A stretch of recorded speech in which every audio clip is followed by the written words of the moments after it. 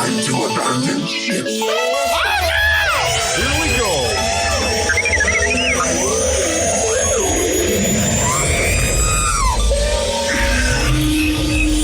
Can I persuade you to join us for a drink? It's a tradition. Here. Jar Jar, homie, my main man, quickly, before the Separatists attack, get into the escape pod. Hey! This is escape, and we're the pod.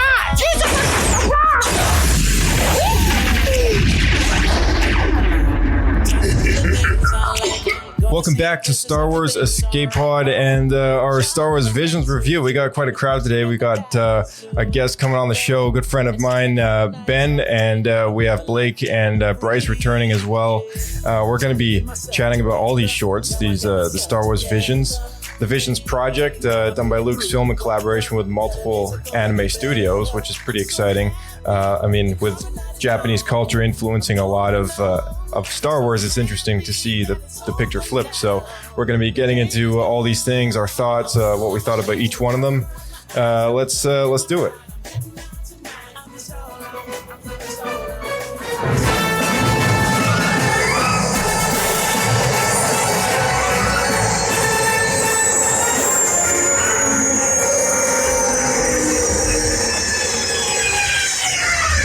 Another happy landing. Welcome back to the show, everyone. Ben, been a while. Hey, It's been a while since you've been on. When was the last time you were on? I think Mandalorian. I think it was. Must have been like season 1 or something. Mm-hmm. Back in the OG days. Yeah, pretty nuts. Well, welcome back to the show. This is kind of right up your alley. You're a big anime guy, so Yeah, you know. I've been cranking it through. All right, Blake, Bryce, welcome back. What up? Hey, always good to be here. Thanks for having me back, Josh. Always good to have you guys back. Should I say konnichiwa? Konnichiwa, yeah. Bryce, you're also a big anime guy, really big into the anime scene, watch a lot of it. And it wasn't that long ago that I guess you and Blake both had gone to Japan. So, I mean, Yeah, to see anime in real life. Yeah, exactly. That's right. To see the world of anime. It looked exactly the same. If you've ever seen a Beyblade, that's basically what it looked like there. Same hairstyles, people walking around with little tops. Oh, yeah? Yeah, so they settle the differences in the Did you streets. ever witness anyone pass out a business card on the street? It was just a Yu-Gi-Oh card? That's a great idea. I'd do that. It is a great idea. It'd be hard to get that many copies of the same card. Couldn't imagine that'd be cheap. It'd be very expensive. Well, no. cards. You have to make your own. It'd be like you'd have some weird design Blake on the front of the card, yeah. Dark Magician Blake, call this number. You have all these stats. Yeah, Yeah. If it was China, you'd get your power level would be based on your social credit or something. Oh gosh. See how much of an ego you have by how powerful you make your own card. Yeah. Oh man. Well, we all know mine would be maxed out. Maxed out. For sure. +4 typewriting. Yeah, exactly. Well, this is kind of an interesting experience because I'm not actually, to be honest, the only person that has genuinely exposed me to any kind of anime is Ben, and he's sitting right here with us in the show. So that was actually my first full-length anime experience. It was sitting down and watching one of these. Which one was it? Was it about do you remember what it was called? It was the one with the one that we watched? Yeah, the deaf chick. I forgot what it was called. Oh, Silent Voice. Yeah, that one. I think it was that one. I think that was the first anime movie I saw in its entirety. Incredible movie. It was good. Yeah, it was very emotional. I feel like with most people in anime, it's less about the language barrier and more about the visual art style. Some people just don't get used to it. Yeah. The most important thing to keep in mind with these 9 different shorts were they were all done very differently and by 7 various studios in Japan. And when I watched one of these little extras on the Star Wars Visions page on Disney Plus, they did mention that they had a really difficult time trying to choose from the spectrum of of options as far as the studios goes. So there's a lot of talented people in the industry doing Japanese animation, and I guess they decided to go with their gut, pick the ones that they thought would fit best. And did they ever announce how many they were looking at originally? Like, is there a rough idea of how many studios even are out there? Yeah, there's. I don't think they gave a number, but it was all they said was, we had to basically pick from the list of all the available options out there. So I'm guessing there's quite a few, but you guys, Bryce and Ben would be able to probably share a little more of like how many animation studios there's probably is in Japan. When you looked at the selection, did you guys feel like there was like a pretty diverse, range of based on their previous works? I'd say so. They definitely picked some that are very popular in the industry, that have like released some like really massive, like, hey, this is the big anime of this year. So Production IG is really famous for Attack on Titan, which a lot of people have heard about, and just a ton of other anime. So they definitely got like some heavy hitters, and some that have very interesting styles, which kind of surprised me. Yeah. Like which ones? Which ones are you referring to? So Studio Trigger for me. Studio Trigger did the Twins, and they're really known for. They have a movie called Promare, which I saw in theaters, which is like super. Like something I really noticed is they use a lot of color, like very, very bright colors, and characters. Like when they're in the ship, you can see the entire ship is just almost completely white, and so it's very bright, very stark colors that are like heavy contrast with each other. They also did The Elder, right? It looks. I'm just looking at the list here. They did both the Twins and The Elder, and The Elder was really good. Yeah. Oh, really? Because The Elder, that's when they fought the old guy, right? Yeah. Mm-hmm. Yeah, because that to me was very similar to Avatar: Last Airbender, even though that's like a North American styled anime. Yeah. I think Trigger, and Trigger's one. I thought Trigger's style was more in the Twins, although I really like The Elder. I thought the Twins was like, if I think of Trigger, I thought of like the Twins as kind of the movie that I'm like, oh yeah, I saw this. And then the first one, I always hate pronouncing their names when they don't have an English name because I feel really, really dumb. Like Kamikaze Duga, the one who did The Duel, which was my favorite one. They have an anime called JoJo's Bizarre Adventure and like Popatica or Pop Stars, which like a bunch of super random anime, and Ninja Batman, which I saw, but like super random. Like I wish. If you ever watch JoJo, it's like kind of a meme in the anime industry of just how like wild it is, and it's really highly rated, but it's just so like you're watching it and you're just it's kind of like imagine Dragon Ball, but like not even bothering to like let Western audiences understand, just more wild than that, where just like the power is just kind of crazy and the people are just doing whatever they want, and like people are super like their outfits are really interesting and very flamboyant. And it was really interesting seeing them have such like a muted style. You could see a little bit of them in like kind of how like little like the I don't know how many lightsaber blades came out of that weird wheel thing, but the umbrella thing, like just how much there was. But it was really interesting to see. Do you think that was because it was done in black and white? Maybe. I think like just to like have like just so much color on the screen. And like how muted they were. Maybe I think I could say I don't know, like I'm just so used to using so much color with them, but also just how like toned the vibe seemed to be. Like I think they have kind of like they do a lot of satire and like kind of just like joking in jokes on the anime industry of like they have an anime which is like literally every episode just changes genre wildly and just pokes fun of the tropes in the anime genre. And it was weird because like this one didn't seem like they were poking fun at the tropes. It seemed like a very, hey, this is the episode. We're just a super good story without any other like in jokes or anything like that. So that's very out of character for them, is what you're saying. Kind of. It just felt weird for them. And now maybe I haven't seen all their stuff, but their most popular stuff definitely does not take itself very seriously. And this took itself very seriously. Yeah, this was probably the most serious one of all, I thought. Like it was really intense. I like that setting. I like, at least in Star Wars and stuff, it's like quite serious. And the fact that it was, spoilers, two Sith that end up fighting each other, which honestly was a really cool story. So, like, if you tried to make that comedic, I don't think it would have felt as good as it did. Yeah, totally. Oh, yeah, and that's a good point. Just for anyone listening at home, big spoiler alert. I mean, lots of spoilers coming our way, so just keep it in mind. Bryce, you've seen a lot of anime. You've seen anime put out by some of these studios that have worked on a few of these things. Was there any particular one you were looking forward to before you saw the show, and then any of them that kind of just blew you away by surprise? It's funny because I don't really keep up with like studios and stuff.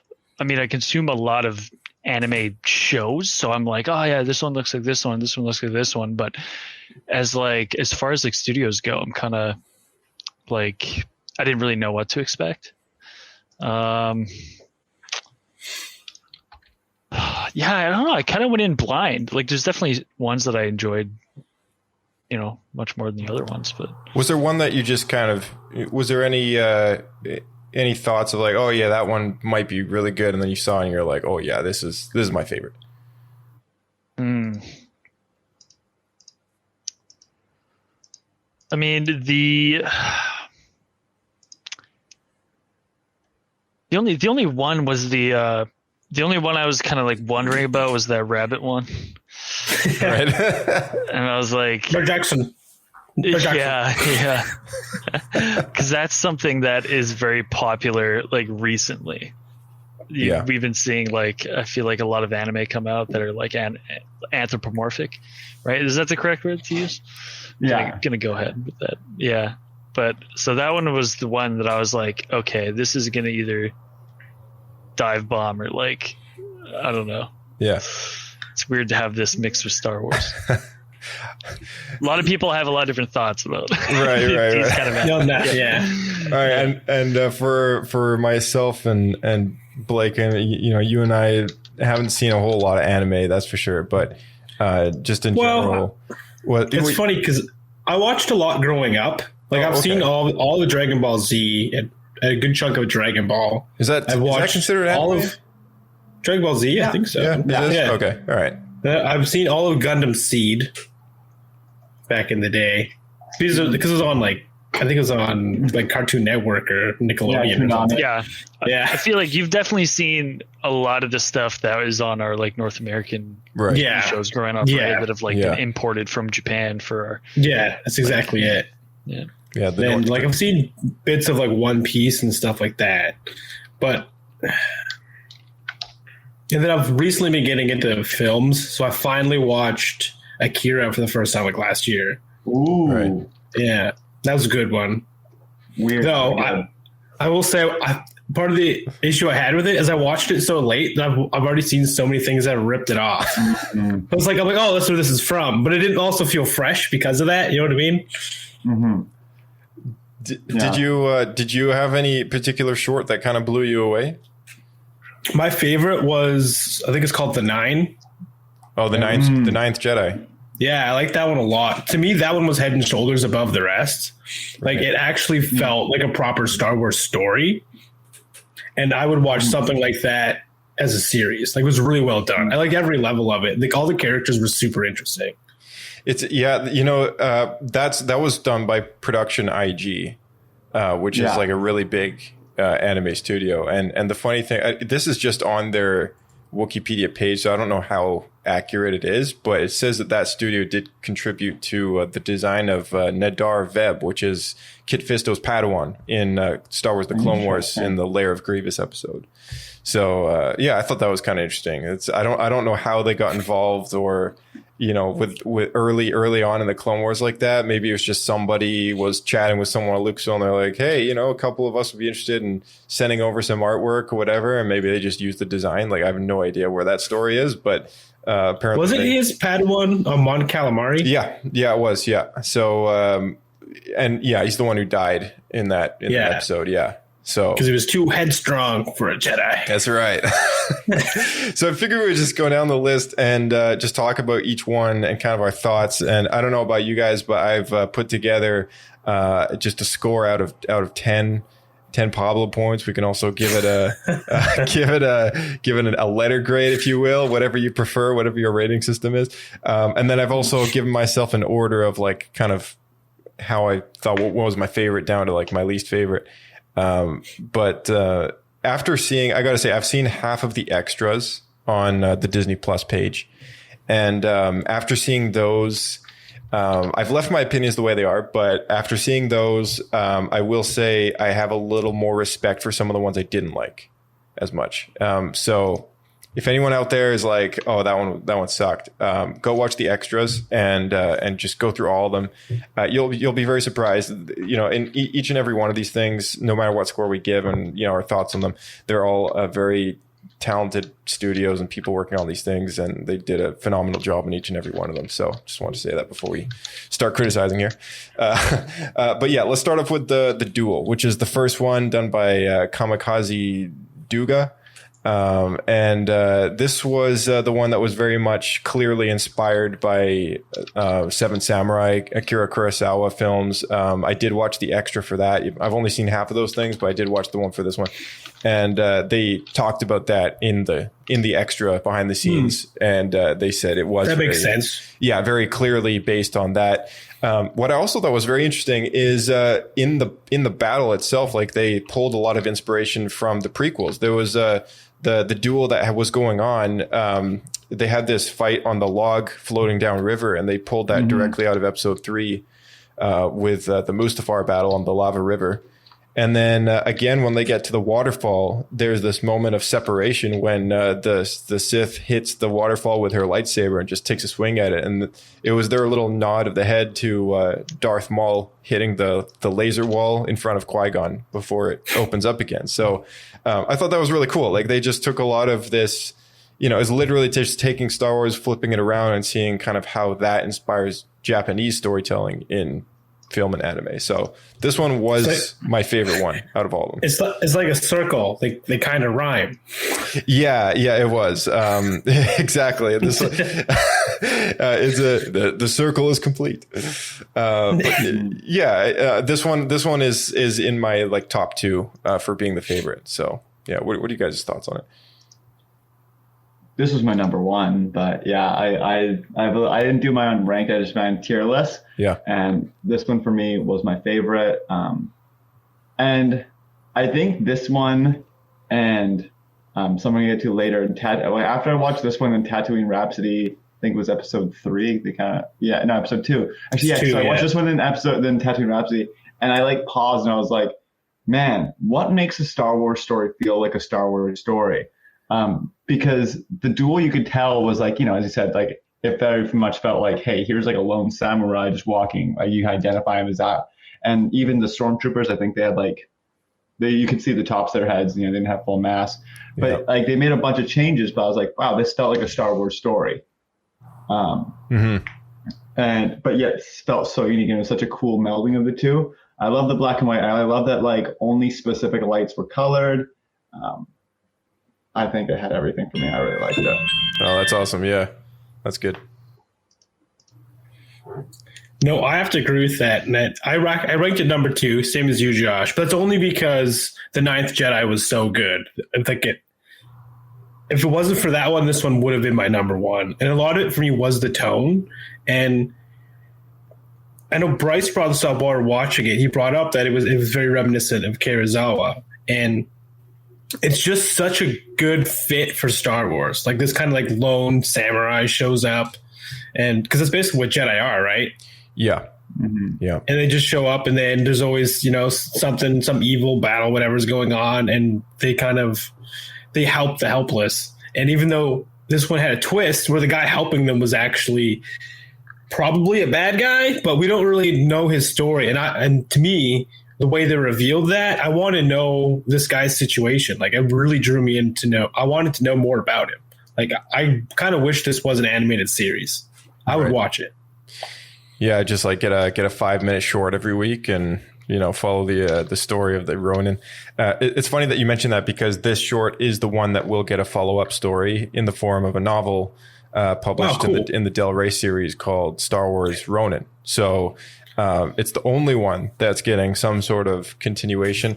I don't really know what the premise is on this, because it's widely known that this series of shorts is not canon. But that's what I was just going to ask. And clearly not. But the book, on the other hand, no idea, because if it isn't and it follows this story of the short, then it's clearly the first non-canon book that Lucasfilm will have published ever since like 2014, which is pretty big. Interesting. News. But it also could be that they liked it so much that they decided to make a book to make a canon. Right. Yeah, that's also a possibility. Yeah. Mm-hmm. I actually ranked this one kind of low. Really? Really? Yeah, I did. Get out of here. It's like middle ground for me. Yeah. I'm just not.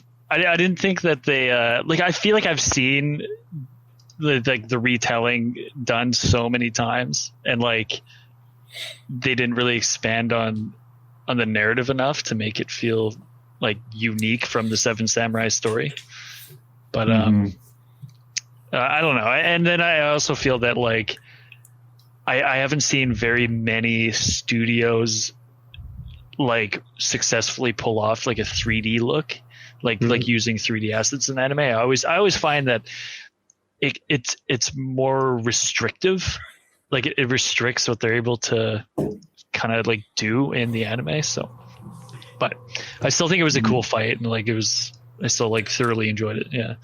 I will agree on that point. The 3D models and assets with the 2D render, I've really never been a fan of that, let alone in anime. I'd rather have just been traditional 2D. That's just a preference. But I thought the story was really good. Yeah, I think they did a good job with it.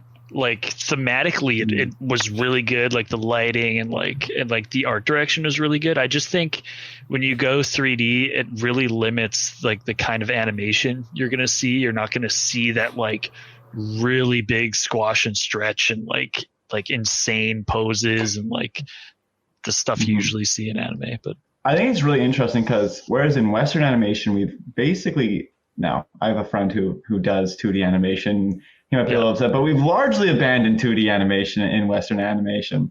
We're like almost entirely, Disney's gone it. It feels weird, like even Clone Wars, dropped the 2D animation. But anime is just a lot different. Like anime is a lot more stylized. And like, I don't know, I have friends who do not watch 3D. If there's like 3D assets, they're like, I can't do it, just not anime. It just doesn't feel right. And I think it can be done well, but it's often done not well, and you can tell. It definitely can. I've watched a lot of good ones. To me, it often feels cheaper. Like there's some shows that do it right, and what's funny is Clone Wars did both. The first and arguably part of the second season, I thought was really bad, like cringy to watch with the animation cycles. Everything just looks floaty and cheap. But by the time you get to the end, they've polished it so much that it actually looks really good. But it took them a long time to get there. Yeah. I think the other thing with this one is I feel like when they fight, they kind of have these like voices as the soundtrack, which I loved. I loved anything with a vocal kind of like semi-choral like sound is just my favorite. I love choirs. Kind of choir music. And it kind of reminded me of kind of like some old school anime, especially Ghost in the Shell. Which was an anime that I watched back in the day. And I really love just that style and fighting. It kind of brought me back to, just kind of the old style of anime. I was like, oh, this sounds very anime, yet still. I totally forgot about that. That is a good point. Like that must have been some sort of an homage to like that 80s style. Like, that was really good. That was a good part of that one. Yeah, so if for this one, if you guys were to each kind of go around and give a score out of 10 or a letter grade or whatever, I mean, I'd give it personally. I gave it a 10 out of 10 Pablo points. What'd you guys rate it? Give it a 5, right in the middle. 5 Pablo. Oof. I'd have to say like 9. I think I took 1 point off because I would have preferred 2D, but I still enjoyed it a lot. Fair enough. Yeah. I also want to give it a 9, but I'm trying to think of a thing like 9 chimichangas or something. I don't know. 9 bangins. I don't know, 9 somethings. I'll give it to them. All right, sweet. Let's roll on to Tatooine Rhapsody. That's the second one, done by Studio Colorado. This one was. I should probably just summarize real quick. I guess each of these. So this one was about the band. Like a group of I don't know, teens-ish kind of characters, and it was about their rock band. So yeah. What would you guys think of this one? This one was probably the first on the list because the duel was like very much stylized in like a classic Star Wars story. I mean, we all love lightsaber fights and everything. This one was very different. So yeah, I'm just curious, like, what your response was like when you saw this, because I was very surprised. I had a lot more of a problem with them bringing an electric guitar into the Star Wars universe than I did them bringing like a laser umbrella thing from the last one. I was like, an electric guitar? That's not Star Wars. And I'm like, the last one they brought in like this weird like lightsaber umbrella attachment, and you're gonna see later on they have some weirder like lightsabers. I think they took in every direction they wanted to. Like, hey, lightsaber, we'll have it do this time, so whatever. But I found the electric guitar being like, whoa, an electric guitar. Yeah. Interesting. It's a good question, though. Is there electric guitar prior to this in the Star Wars universe? Because was there one at Jabba's palace? Was that anything like that? If you think of Jedi Rocks, is there guitar in that? I don't think so. Probably not, but yeah. I'm gonna say right now, I don't think we're supposed to be viewing any of these in that kind of way. Like, Yeah. I know it's hard not to, but like, yeah, it's because you could really pick every one of these apart for the weird canon inconsistencies. I think like not even canon consistency, but like I think like here's the way I would put it: it's like if I went to Galaxy's Edge and I saw someone with an electric guitar, I might take it out of the experience. Yeah. And I think like a little bit was just like, and I think like they knew the risk coming into this one. They were willing to do it. I'm not like saying like, I think it is definitely a choice being like, it does a little bit like draw you out a bit more of the experience. Like, the weird freaking, I don't know, straw hat on the droid in the duel was one thing, and being like, okay, this isn't like Star Wars, you can tell it's their influence.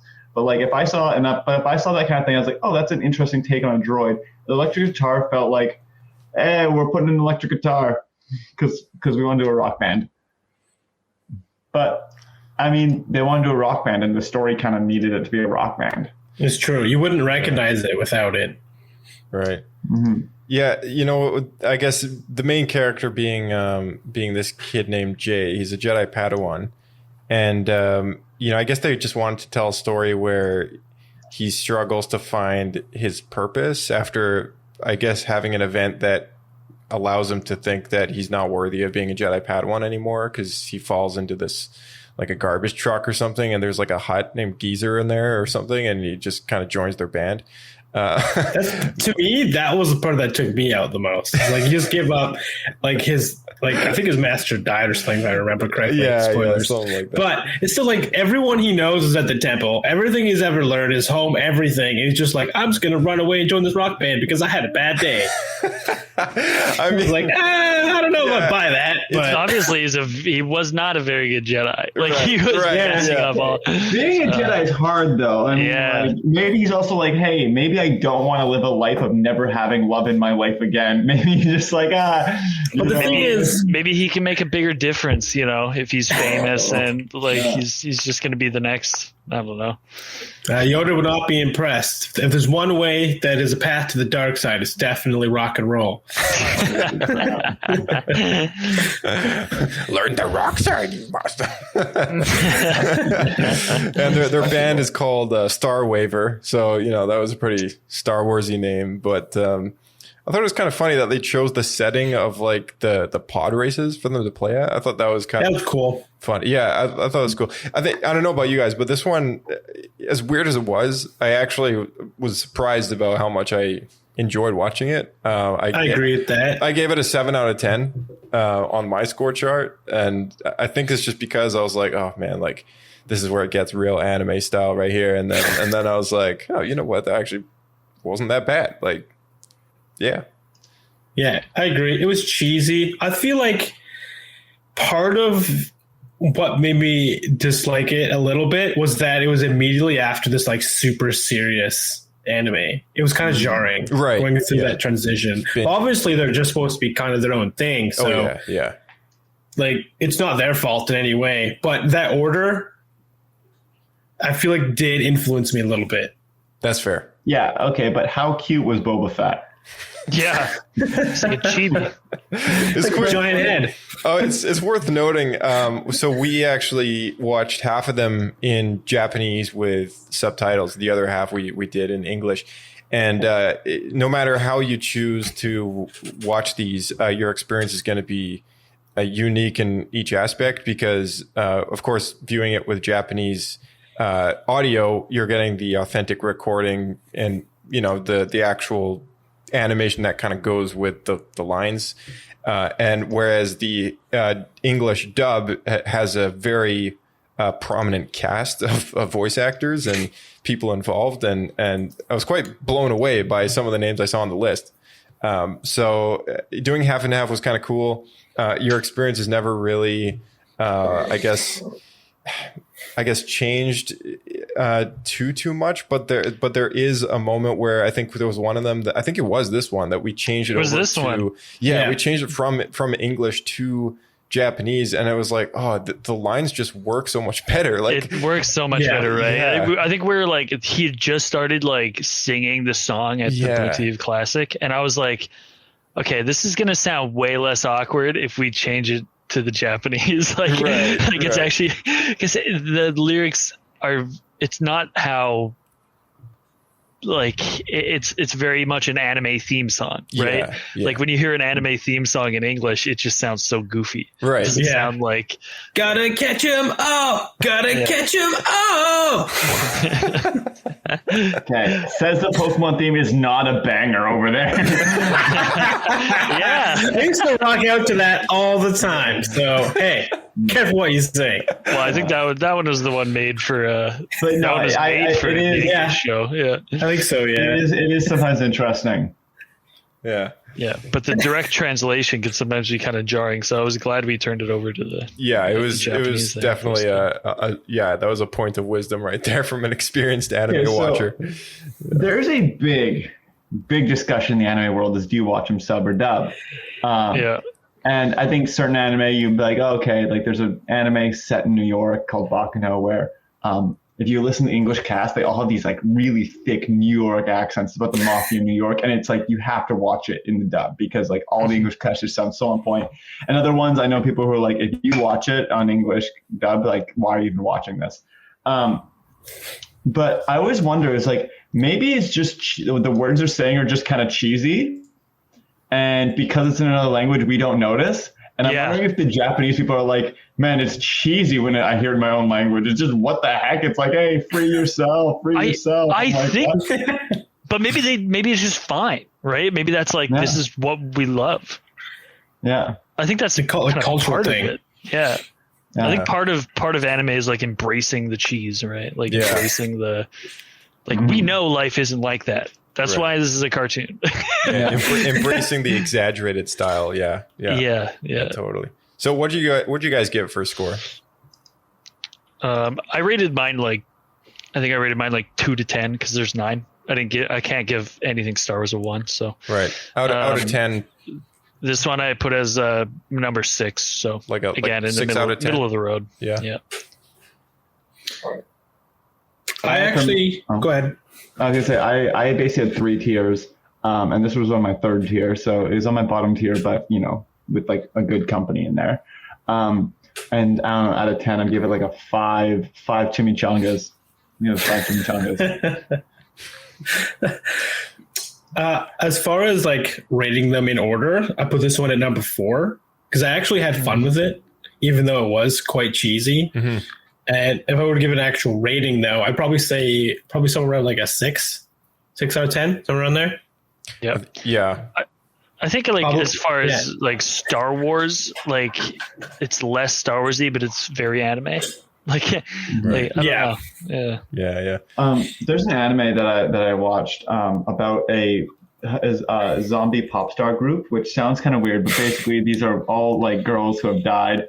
They're reincarnated zombies, and this very energetic manager is like, "Hey, you guys are gonna become a girl group or like a pop star idol group." And it felt a lot like that. We're just kind of random, and there's like, hey, we got a Jedi, we got a hut, we got a droid, and then we're gonna save the world through music, and just like, and it was just very high energy, high fun.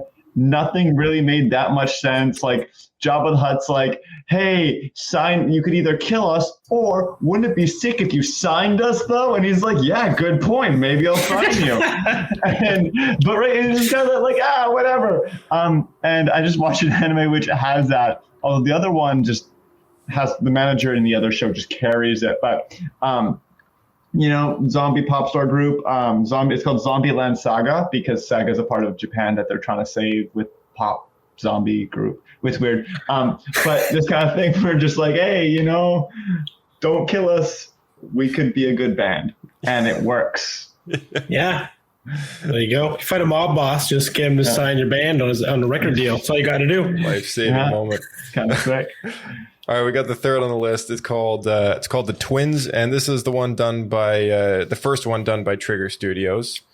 And this is kind of like a story as if maybe if the dark side, if the Empire like kind of conjured 2 dark warriors out of just nothing, like the way clones maybe were produced. They're like their brother sister, and one of them is kind of like a Luke Skywalker character. The other one's more like a really evil version of Leia. This one was kind of interesting. It was also like, I guess, to put it the way that Bryce would put it, maybe exaggerated as far as like just the whole thing. very in your face. This one, lots of colors, lots of extravaganza. If you're watching this on a big TV, people would think you're maybe having a light show upstairs through your window. Like, there's a lot going on in this one. Mm-hmm. I think the art style is really cool in this one. Like the fact that they didn't use, I don't think, any line work. It was all flat shaded colors. Yeah.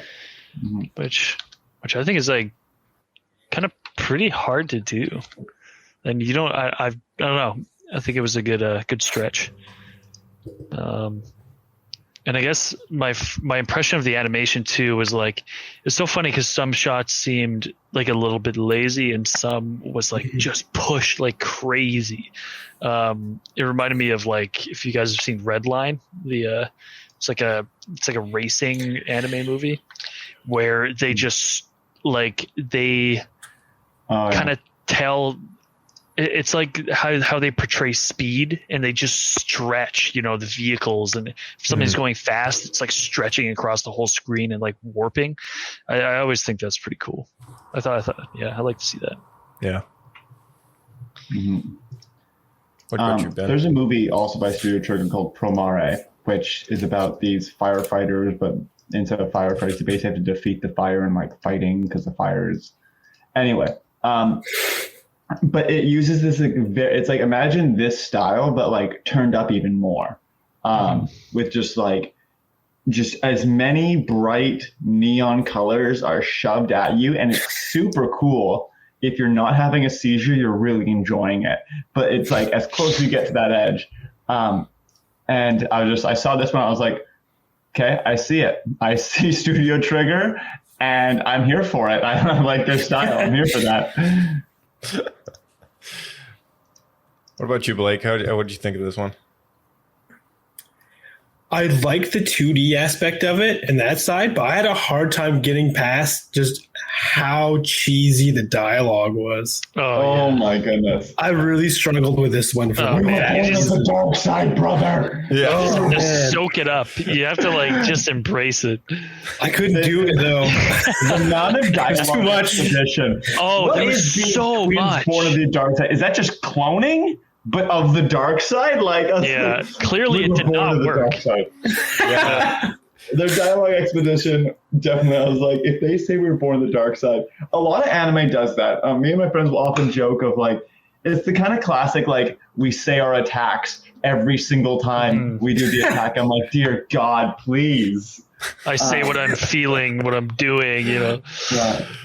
The Did you powers forget we were born of the entering dark me. side, brother? I didn't forget. Like, the droid says it. Every character needs to say it like 3 times. Oh my goodness. It was a lot. Yeah. Yeah. So I feel like if it wasn't for that, I would have enjoyed it a lot more. But Yeah. it just kept taking me out. Well, and this And one I think we did listen to in Japanese, and I believe even just reading the subtitles, like the lines were. It helped. Yeah, So I think we switched again, but yeah, we did. Yeah, we flipped back and forth, but yeah, it helped a little bit. But yeah, the lines are just so out there in this one. I personally gave it a 5 out of 10. Mostly just hits on the script, but yeah, the art style was interesting. This one was about maybe third from the bottom for me as far as ranking goes. What about you, Bryce? I think, I mean, I put this one as my number 4, but I mean, maybe I'd switch this one with the band one and put it as 6. Yeah, this one, like, the standout things to me, it wasn't really the narrative. It was more of like the designs and the animation and the art style. I felt like the writing and the narrative was kind of like had some holes in it, but overall, it was enjoyable and fun to watch. Right. Yeah. Ben? I couldn't decide whether to put this the top side of tier 3 or the bottom side of tier 2. I have it kind of like in tier 2.5. Right. It's kind of in the middle there. I thought of making a new tier, but then I didn't because the default pyramid I had made already had that in one. Draw a new one. But I listen. I'm there for the action scene. I was just like, man, I'm in for this psychedelic trip. And I think maybe it's because I've watched a decent amount of Studio Trigger's other things. I was like, it's kind of cool. I like it. One thing I did think about this is when she had her helmet off in space, I was like, I'm going to say this, and I don't know if this is off topic, but I hated when Princess Leia, forced herself back into the spaceship. You're getting flashbacks. PTSD kicking in. I was just reminded on how, I'm like, what's so cool about the medium of animation, the medium of style is like, your suspension of disbelief is so much higher here. And now this guy literally stood on top of his X-Wing and super powered up his lightsaber and drove through. So there's a lot more suspension of disbelief. But you just have that kind of thing. That's one of the things I always liked animation for, and just really stylized things. Because if that was a live action thing that someone just did, I'm like, okay, bring it back. Yeah. But because because they yelled and it was just you're just I don't know, dude, he's angry. What else am I gonna do? I guess it makes sense. Dude, he's mad. Of course, He's mad. So That's a good point, though. Yeah, just the amount that I'm willing to be sure, I'll take it. It's kind of like in Dungeons and Dragons where you have the rule of cool a little bit of just technically that doesn't work, but it's so sick. So sure. I think that is just what makes anime so good, right? You're just willing to go along with it as long as, your eyes are seeing some stuff that they enjoy looking at. Yeah, I'm having fun. Sure. I'll let this happen. I'll allow it. Yeah. All right, Blake, what's your seal on this one? I think I'm pretty similar to you, Josh. Well, I'd probably give it somewhere around a 5 because artistically, I really like the designs and stuff, and had some cool stuff, even if it was kind of out there. But I had a really hard time getting into it just from the dialogue, and so from the ratings of in the order, I actually had it at the bottom at number 8 for me. Fair enough. Yeah. Sweet. So let's move on to the next one here. We got number 4 on the list, which is The Village Bride, done by Kinema Citrus. And this one was about, I guess, a girl in, a bride and a groom. And there's some travelers on the planet, and they enter this like native village somewhere, and they're I guess welcomed in as visitors, I guess, or guests, and then it turns out that one of them is like a Jedi, and then the town gets attacked, and then this Jedi character ends up defending the village or something, right? So this one had a very, what seemed to me a very long buildup, just for kind of the conclusion of basically what happened in the duel, which was the entire thing was just that. And so this was actually like my second lowest on the list, and I gave it a 3 out of 10 just because I was so bored through like most of it. So I don't know about you guys, but that's where I stand on this one. There was a lot of setup in this one, I will say that. There's a lot of like, because it was very like naturey, you have to like protect the planet or whatever, but they're like under this tyrant, kind of like pirate king, whatever, shows up, right? Yeah. So there was a lot of build up to that, all just to get to the duel at the end. There's a lot of back and forth. Like it felt like they tried to take like an entire Zelda story and put it into like one anime short. Mm-hmm. It's kind of like what it was. Right. It's like there's like the two main characters just kind of there, like watching this community who are under these pirates, and like the princess is gonna like sacrifice herself so that they'll stop attacking all the peasants. The sacrificing thing, right? Yeah. And they're like, no, you can't do it. You're like a princess or whatever. And everyone's trying to stop her, but she's like, no, it's the only way. And then I agree that did drag on for like, it's funny because it was probably like 10 minutes, but the whole thing's 15 minutes. So that was like a big portion of it. Yeah. Just to get to the duel. But then once you get there, and then because like that whole side I could have probably done with less of. But the side of the Jedi trying to convince her that it's worth fighting to like help people, that I like that part of it. Fair enough. Because it was kind of like a Jedi that lost her way, right? Right. Yeah, she was scared and hiding, right? And she had to really, Trying to decide she'd become a rock star. But gotta deal with Jabba. We all deal with things differently, don't we? What about you, Ben? What did you think of this one? Okay, so this anime studio made one of my favorite anime, which also has a very slow startup. It's called Made in Abyss.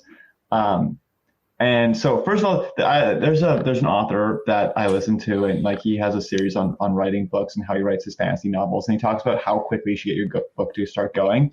And he's like, if you're an established author, you can take more time to get started. I think that's just one of the things. Like people will be able to sit through like more of the exposition, the tone setting, if they know you as an author, and they're like, okay, we'll see it out.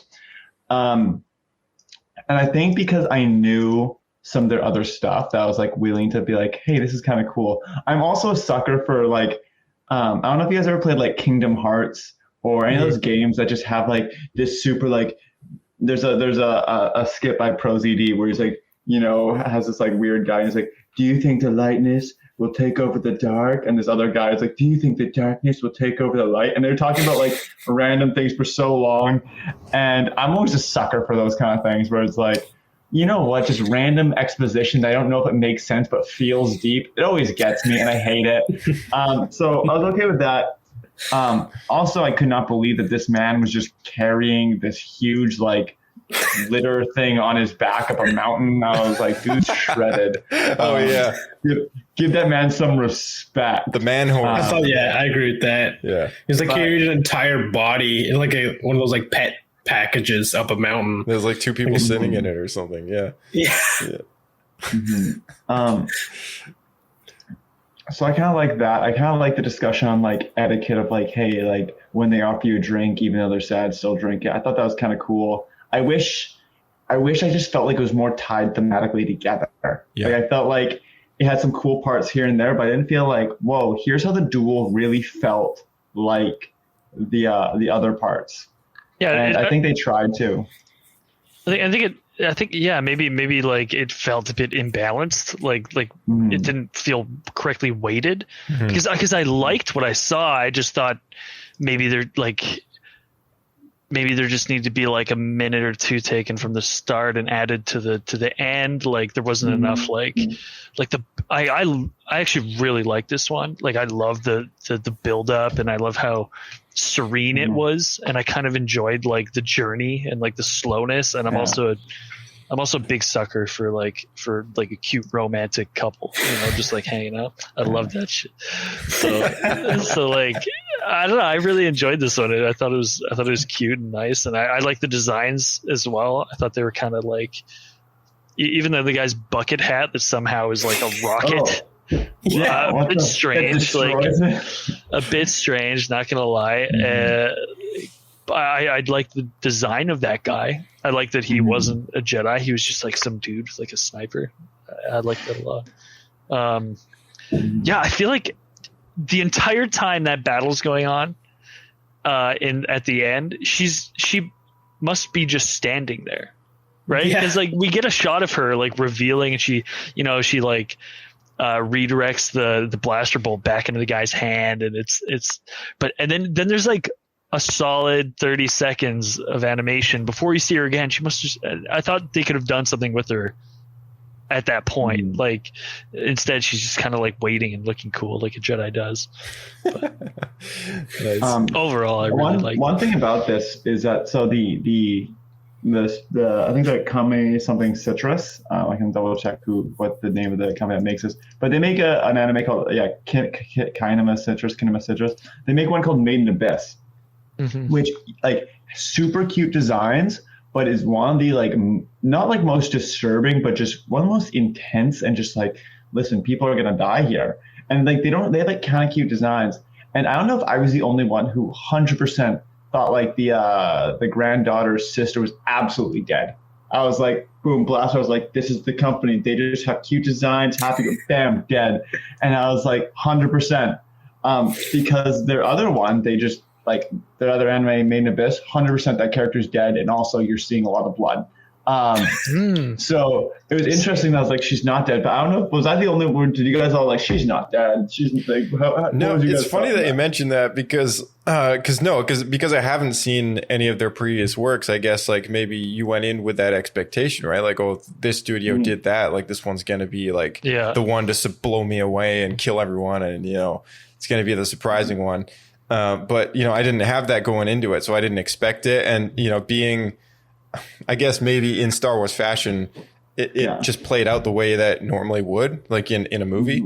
So and Disney too, right? Yeah, and Disney, right? It's very Disney style. Like, oh, is she dead? No, she's not. It's like that very classic shot where like a ship or a vehicle or whatever, plane or whatever, like falls down beneath like a cliffside, and then you just like pause and wait, and then goes, and then, flies past camera. Yeah, it's like or the camera goes over and they're all hanging on the same route. Yeah, exactly. Yeah. So, it was just one of those moments. I just expected the positive outcome, but it's funny that you thought the opposite because of their previous works. Like that's, yeah. Well, like you mentioned like the, that other anime you're describing. Cause like in this one, I definitely to this episode, there was a bit of like a more of a mature like sadness and darkness to this one.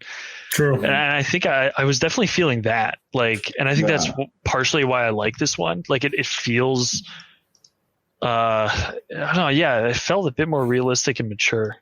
And it's like, I bet you if maybe if they had more control, like maybe they would have popped. And it could have been more effective, right? It could have made for a more effective episode. Yeah.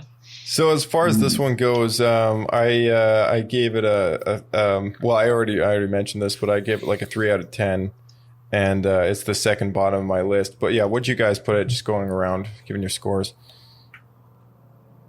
I gave it a on the middle. Yeah, middle of my tier 2.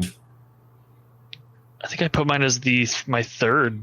I rated favorite. It 8. Wow. Yeah. Yeah, but I also put it. Yeah, I put number 3 for me as well.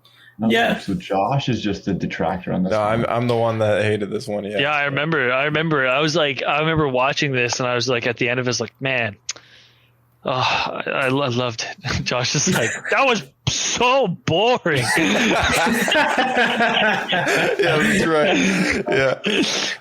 Like a lot of this company's other stuff takes a while to get started too. That's just like, I don't know what they do. They're just like, hey, let's look at that. That's just their style, I guess. All right, let's move on to number 5. The Ninth Jedi. This was also done by Production IG, and this one was very interesting. This one was one of my favorites. It's about the girl who is in the shop where this guy is making. He's a lightsaber smith, and he makes lightsabers and stuff. And she's supposed to take them to the Jedi.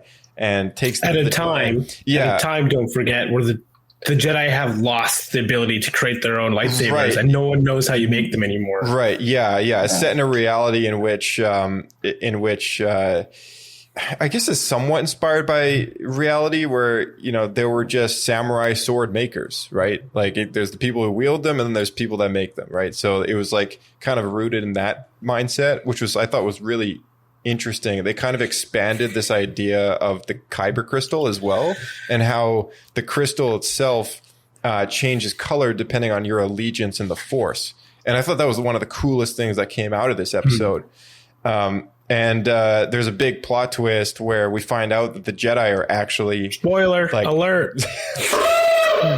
They're actually a group of like Sith, or at least just maybe Dark Jedi or something. I think they are Sith, but yeah.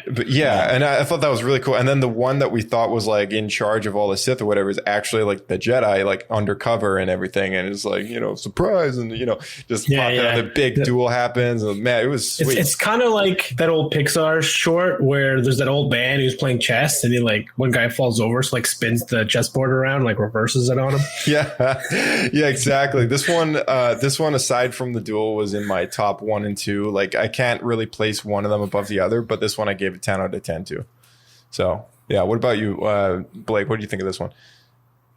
Yeah, I think you explained it pretty well, and I agree entirely. It was right up there for me. Like I mentioned at the beginning of the show here, that this was my favorite one. Yeah. To me, this felt the most Star Wars, and to me, it had the most cohesive story from start to finish. Yeah. I really enjoyed it. Also, it was my favorite animation style as well, so I also had a natural bias kind of going into it.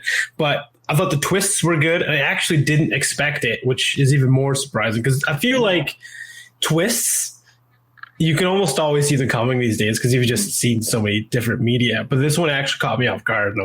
Same here. I was very happily taken aback by that. No, I did not think, I was like, okay, the guys, we all knew the guy was going to be bad. Everyone's like, okay, yeah, the guy who summoned you here is going to be evil. You're all going to be exterminated. And they freaking bait and switched me. Also, how cracked was the animation of them on the speeder when she's riding backwards, dodging through the trees? Yeah. I was like, what the? So, because that's when you knew she was a Jedi.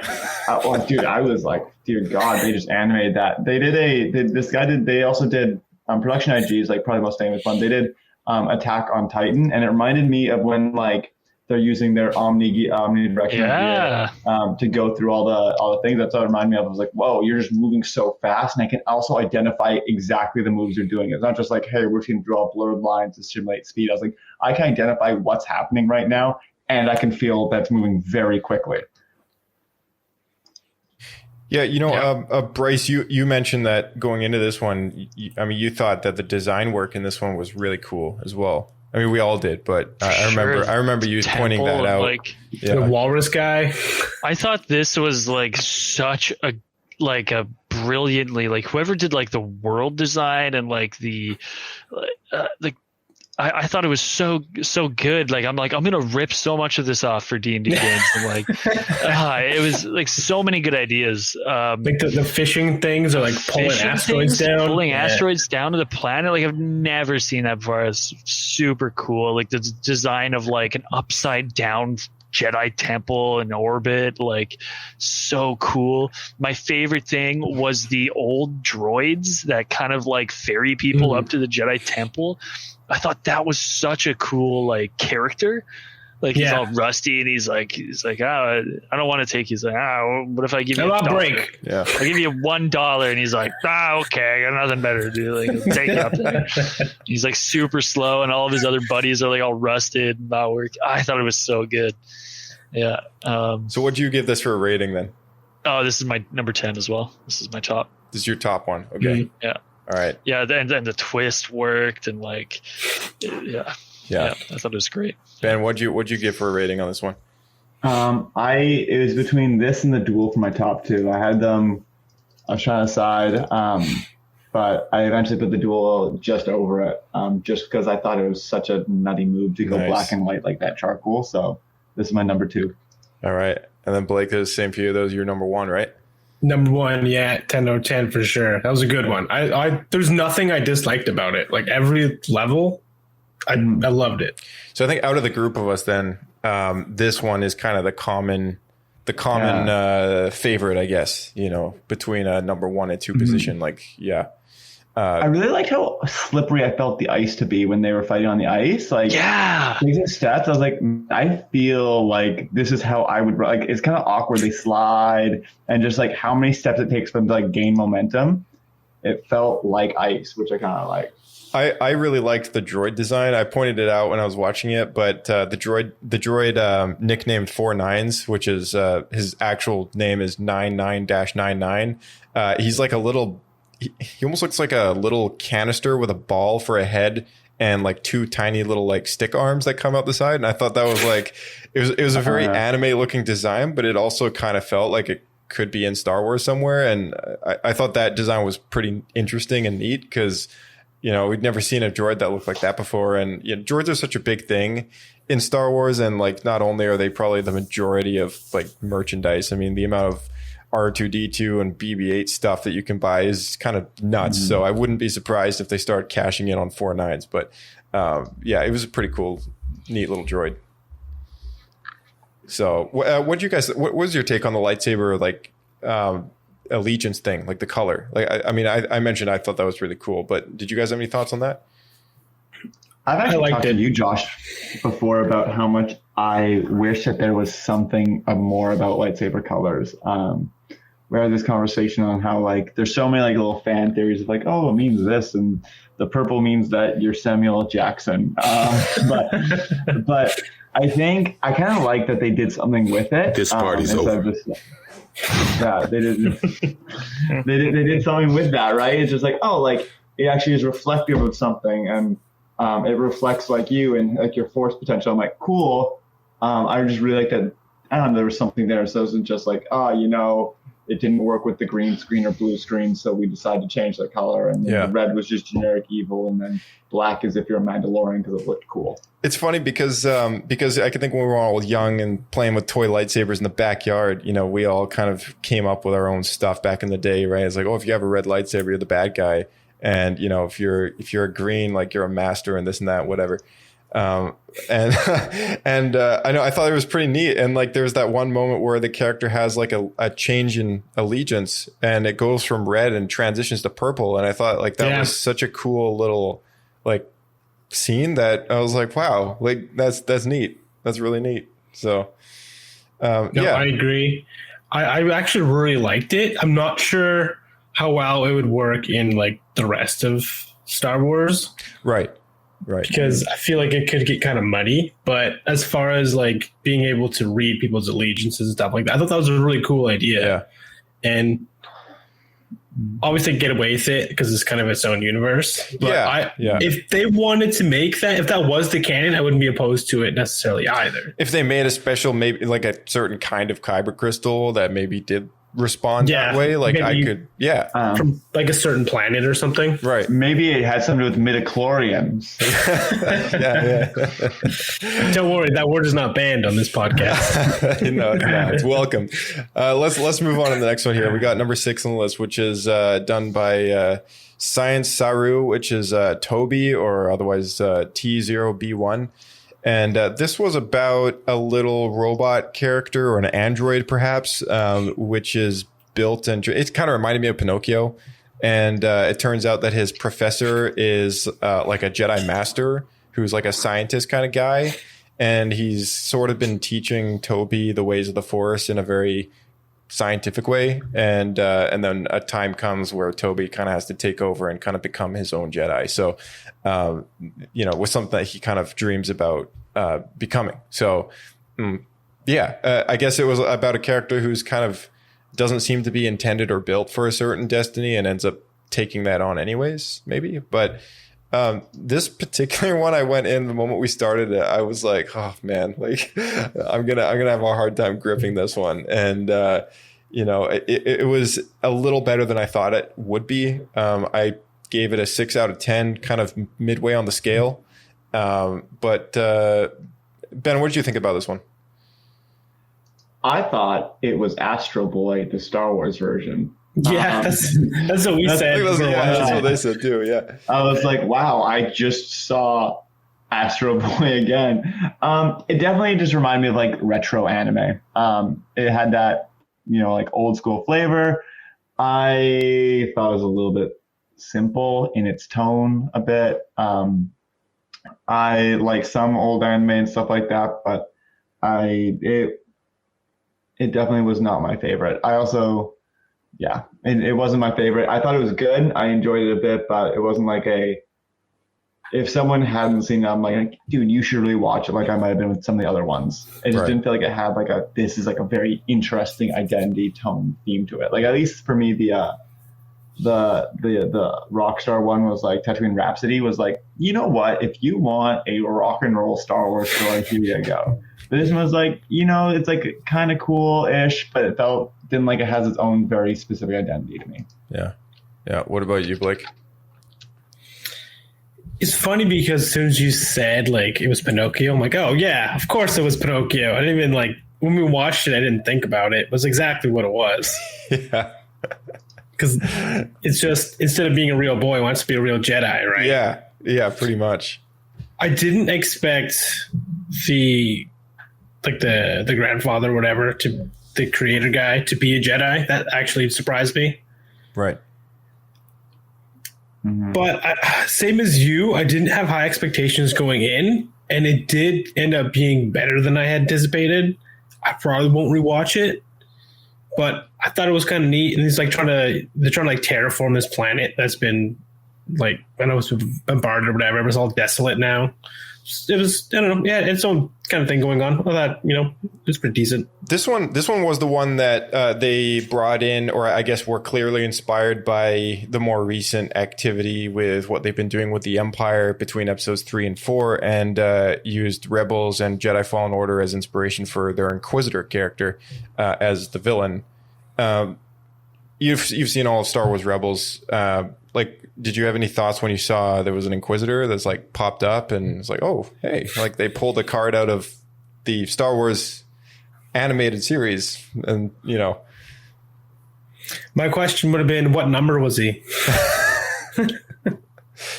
Inquisitor Third brother? 9999. Bryce, what did you think of this one? I thought it was fun. Like it was kind of had that like dreamy wonder of like a kid who loves Star Wars, right? Yeah. And it's just like the imagination of just like, when you're a kid just laying in bed trying to fall asleep and all you can think about is like TIE fighters and like stuff like shooting each other down in space and you can't really go to bed. I don't know. That's the kind of vibe I got from this one. Like it was childish and fun. And like I actually will say that I respect that a lot more, actually, you saying that now. Of like, I think this is something I always think of as like, oh man, me, 24-year-old guy, being like, oh, it's decent, but like, it encapsulated the childlike wonder so well. Now that you say that, you saying that made me respect it a lot more putting myself in the shoes of young me, being like, dude, I would have thought this was so sick. Yeah, it's kind of how I don't know, kind of feel like when he's like, yeah, I'm gonna be a Jedi and I'm gonna like run around, and there's that like sequence where he's like destroying like AT-AT walkers and like doing all sorts of crazy stuff, and I'm like, that looks fun. It kind of gave me I don't know why, but it kind of gave me Fantasia vibes. I don't know if you guys did Fantasia, for sure. but the art style and stuff reminded me of that 50s 2D animation, hand drawn and all that. I give this one a 7. 7? Nice. Yep, it was very Astro Boy and very very simple, but fun and kind of wondrous. I don't know. Yeah. What about the rest of you? I'm not revising my ranking, being like, because before I was like, who would I recommend this to? But now I'm like, oh yeah, ages like 3 through like 9 who want to be a Jedi. This is you. It's not like that, like reminding me of like, hey, who is this for? Kind of made me put it higher because I think like, hey, they had a goal they set out and I think they did it pretty well.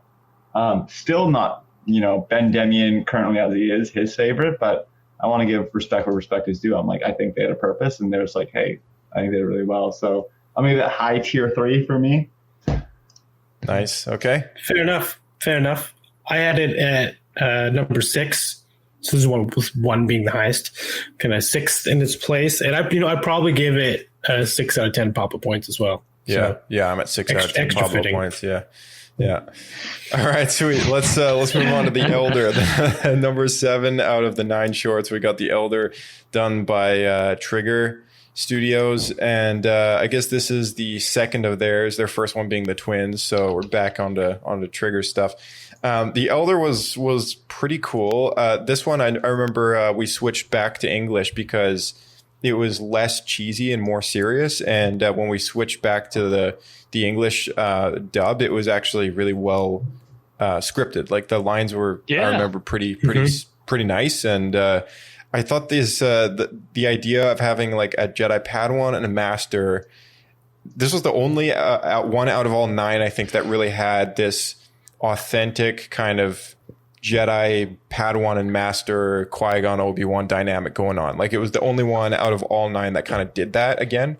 And I want to say they actually did it really well. They did, yeah, and that they pulled off the villain surprisingly well. Like I was like, oh, what's an old guy like this gonna do against like 2 Jedi like that, right? And I was like, dang, he's scary. Like, he whips out these 2 little like red lightsaber sword knives, and he's actually kind of an interesting villain because he's like the Sith Lord that wants a real challenge because he's got no one else to fight, I guess, in his old age. And so he just travels around looking for a worthy opponent. Yeah, exactly. I thought that was really cool. So it's kind of the Sith thing where you always have to prove yourself, I guess, right? Yeah, exactly. And it gets to a point where he even has to like use Force lightning just to kind of even the odds because he's slipping a little bit in his elderly age and stuff. And there was an interesting life lesson that basically happens at the end of this because, when they kill the guy, I think it was the Master or something that basically says to his Padawan in short, like, you know what, kid, you're not going to live forever. And, it was just this really blunt message of like, no one remains at the peak of their power forever. It's true. Except Palpatine. Not even, man. But I don't know, man. I thought that was pretty funny. Like, it's pretty accurate, and he admits that if he had fought this elderly Sith at his peak, doesn't think he would have been able to beat him. That's right. Yeah, that's what the Jedi Master says. He says like, if I had fought this man in his prime, we would have died. We would have lost. So that was kind of interesting as well. It's like a Jedi kind of admitting their own defeat if it were another reality. In this case, if the man were younger. And it kind of rings true in the title being called The Elder. And I placed this one really high on my ranking system. I gave it a 9 out of 10 and put it at like my 3rd favorite. So, what'd you think about this one, Bryce? Yeah, also second. My second favorite. I thought it was really cool and really dark. I thought I had the best villain design I've seen in a while. I thought they could have even pushed it a little bit farther. I thought maybe they could have killed the Padawan. Yeah, I thought they did at one point, but then they pulled out at the last second. That's why I lost the point. Yeah, me too. I was like, you know what? If they were gonna kill a character in an episode, it would have been this one. Like, this one's definitely the most like kind of, you know, you don't take chances. Like, you know, like they.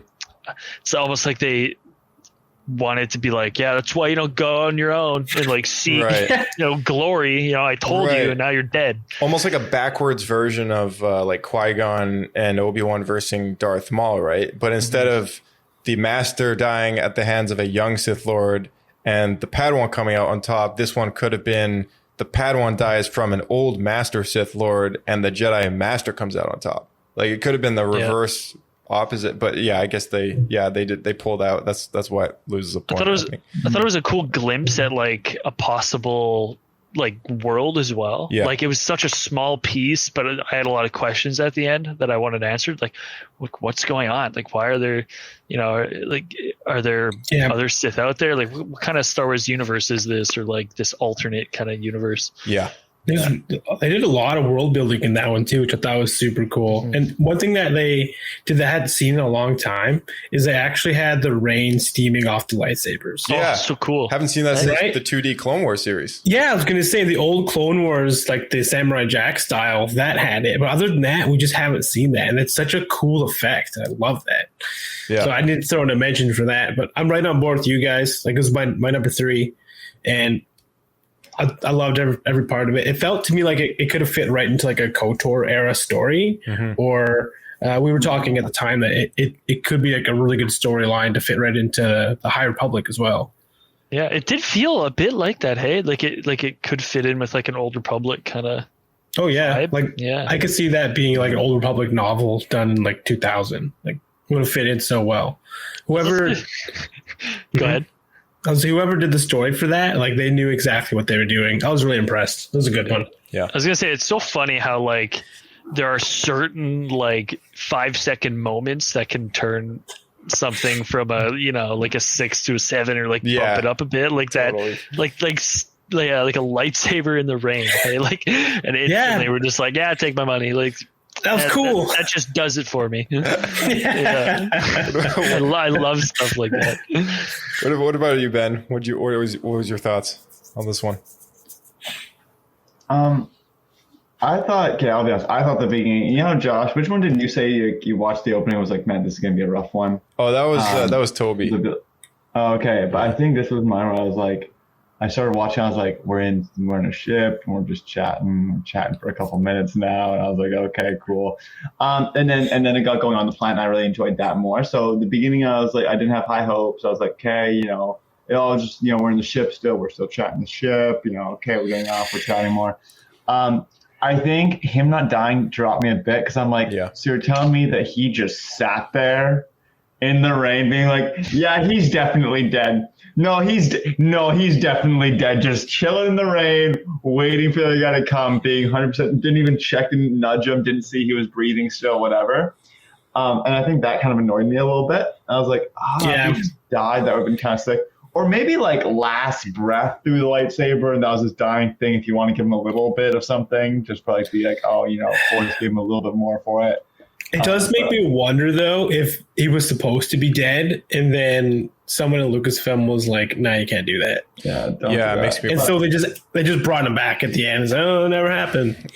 But I thought he was dead. I honestly did. Yeah, me too. Yeah, and I think it seemed as if that was the intention because even the old man, like said, or the elder, I guess, says, you know, your master will come. I think when you die or whatever. There was some sort of line like that insinuated, okay, this elder's going to kill him, and that's what's going to bring the master to the elder, right? And that's what happened, except he didn't die at all. So I was like, well, that's too bad. I found the emotional kind of death of some of those the Old Republic cinematic trailers were pulled off better.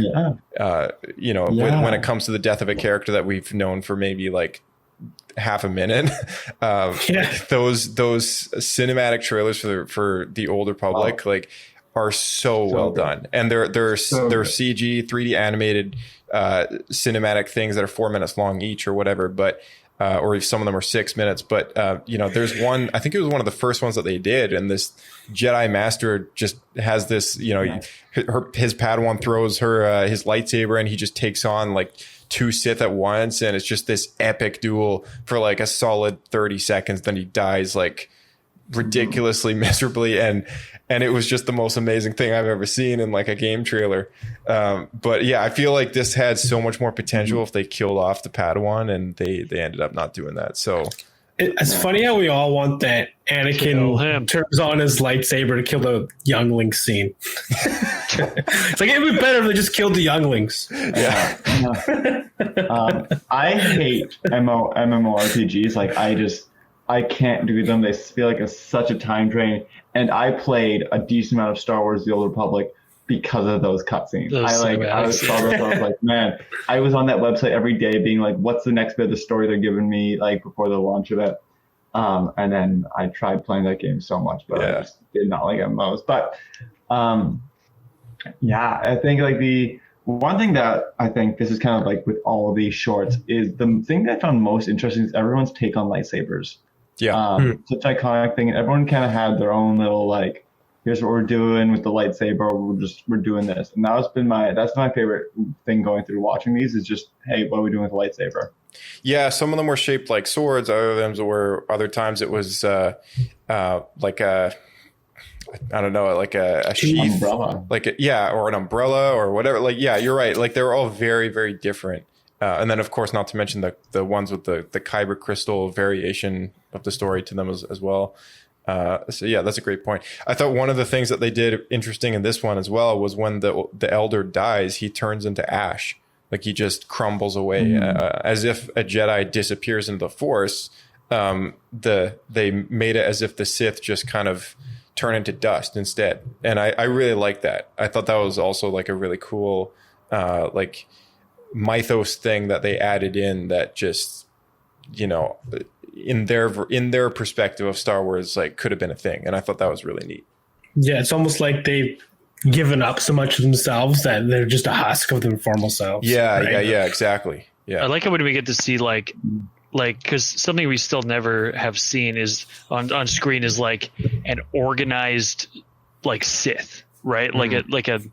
Like a I don't know, not in hiding, not rule of two, kind of like they're out and about, they're doing stuff, they're more present in the galaxy. Yeah. So to see like the Sith ship and like this guy's clearly, it's not doing hiding. Something, and from somewhere they have these ships. So I like that a lot. Yeah, that was cool. I mean, we do have some stuff in there in the Old Republic if we want to do a little more of how cool those animations were. It's just I remember the time where you're just watching it and there's like, we return and you see a bunch of red lightsabers ignite and you're just like, so cool, right? Like, we've all been waiting for that for so long. Long.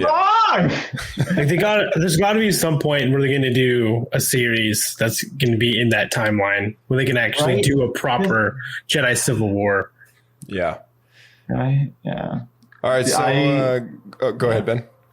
No, I was going to say how much I always thought, like, I remember when that came out, I was like, man, that's the next thing and then Disney bought. I was like, Disney's gonna do the Old Republic. I was 100% convinced that was the next time. I mean, well, we had this discussion earlier this week. Actually, Blake and I did, where we were going through all the canceled Star Wars stuff, movies and TV, and the Benioff and Weiss Game of Thrones showrunners were supposed to do a Star Wars series, and we were convinced for a very long time that they would have done the Old Republic style in a series of some kind, that we would have seen that exactly. And it's like, how cool would that have been in the Game of Thrones style? There's like different people trying to like outmaneuver and like sabotage and like dethrone. Like, it'd be perfect. Yeah, it would have been the perfect story to tell, even like the story of Darth Bane or something. Like anything like that would have been sweet. But so yeah, getting back to this Elder thing, let's go around and give our scores. I got 9 out of 10. Third from the top being my favorite.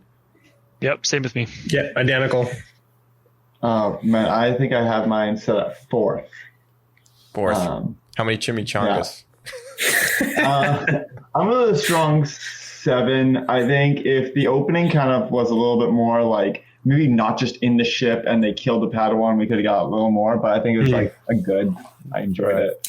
Sweet. All right, let's move on to number 8. Lop and Ocho, done by is it Geno Studios. This one was the one about Lop being the bunny, the rabbit character, and then the other character being the daughter of a guy who ends up being, I guess, I don't know, I forget what he is exactly. It's like a broken family situation. Lop gets like adopted, and then the sister ends up like she turns into like an Imperial character or something, and it's kind of about. So the dad is, I guess, kind of like he like runs the town, like the local community, and then his first daughter was supposed to take over like succession, but she thinks that the society's gonna fail unless they make a deal with the Empire. Right. So she sells out, and then the dad then passes on to the rabbit lady who they adopted. Yeah. Passes on the succession to her instead. Right. Yeah. So it's a very classic Star Wars story of kind of a broken family situation. Lots of galactic politics involved with personal family choices. Right. And so that was implemented in this episode, as well as this very cool stark contrast of this very naturey kind of place, and then which has now been, when the Empire arrives, industrialized, and you see this like big wall and this massive Star Destroyer kind of like above this place that used to be a beautiful place, and now it's kind of being ruined by industrialism, and so that was kind of neat as well. I thought that was like I guess something that obviously these Japanese anime storytellers felt very driven to like portray it that way, and we've seen it in Star Wars a lot as well, and through various episodes of the Clone Wars when separatists invade a planet and start taking over their world, and you know, it's happened in the films, Kashyyyk when the Wookiees are enslaved. Like it's a very common theme, and that felt very continuous. The one thing that I was like, okay, I'm having a hard time buying it, was the fact that they implemented Jackson's alien race into this, which was the rabbit species. Which honestly, we have to point out, wasn't canon until Dave Filoni put a skeleton in Clone Wars. Yeah, that's right. So really, he was trying to like take a shot at Jackson, but inadvertently canonized the race. Well, Jackson does have a species name to him. It's a oh shoot, I forget the. It's like Lepu or something like that. It's like or it's like it's some sort of or carnivorous something or rather another. Yeah, it's like carnivorous rabbit. So if anyone out there doesn't know who Jackson is, it's spelled Jaxxon. And he was a character that was first introduced back in the 80s Star Wars comic series done by Marvel, the original Marvel run. And George Lucas hated the character so much that they removed him from that series or killed him or whatever. And then many years later... No Jackson. No Jackson. And then many years later in the Clone Wars, Dave Filoni put a skeleton of Jackson in his red jumpsuit in the show on a desert planet in one of it was the episode called D Squad or something. It was the one with R2D2 and his droid friends and the little frog guy that go on a mission. They meet Gregor, the Republic Commando. So it was in that arc that put his skeleton in.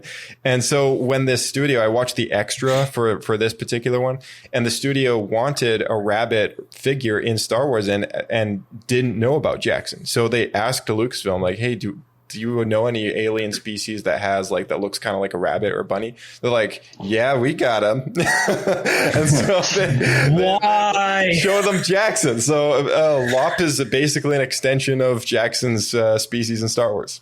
There you go. Yeah. What are you guys' thoughts on this one?